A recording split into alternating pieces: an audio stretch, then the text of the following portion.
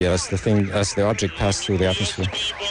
Tell us, is there any way of knowing how many of these sorts of objects are out there? One presumes there are a lot.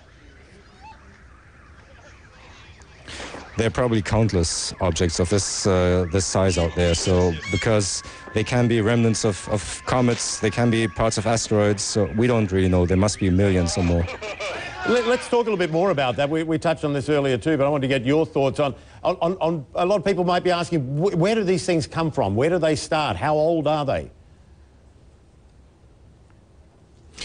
Most of them are just stuff that remained after the formation of the solar system. So they're very old. They're 4.6 billion years old.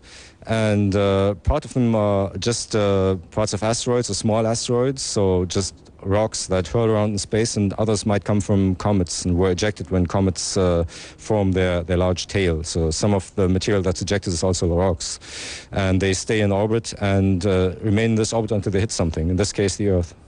Tell me, as a scientist, I mean, obviously there are bits of this everywhere. You can see them going into buildings and nearly hitting people and the like. What would this debris be telling us when they examine these pieces? Do we learn anything from it? Yes, you could probably find out what kind of object that was, and you could find out its origin, but it wouldn't really help you, because it wouldn't help you to find out when the next one's going to hit or what you can do about it. These objects are just so unpredictable. Of this size, you can't see them. There's nothing you can do about them. You just have to accept the risk. Given that there are other things out there, you know, is there anything that we should be worried about in the next few hundred years? And should we be looking at that movie, the Armageddon option? Should we be looking at being able to go out there and get these things before they get us? Yes, that's definitely what we should be doing, but we should be concentrating on the larger objects. Objects of this size, or even several tens of meters in size, hit the Earth every year, and most of them just explode harmlessly in the high atmosphere. Even if it's a bang as large as the Hiroshima bomb, that doesn't create any damage. It's just so high up. It was a fluke that it happened lower this time, and apparently there was some damage.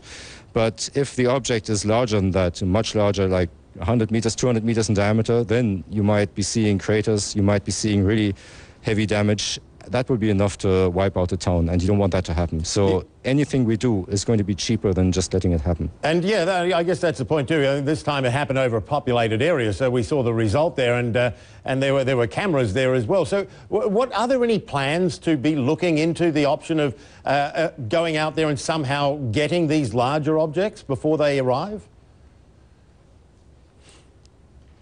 Lots of ideas have been kicked around, but the most important thing is to just detect all of these objects of a certain size, above a certain size, and keep on tracking them, because their orbits change with time, and you just want to know at every time where they are and be able to predict their orbits 100 years into the future and see whether you're going to be a problem.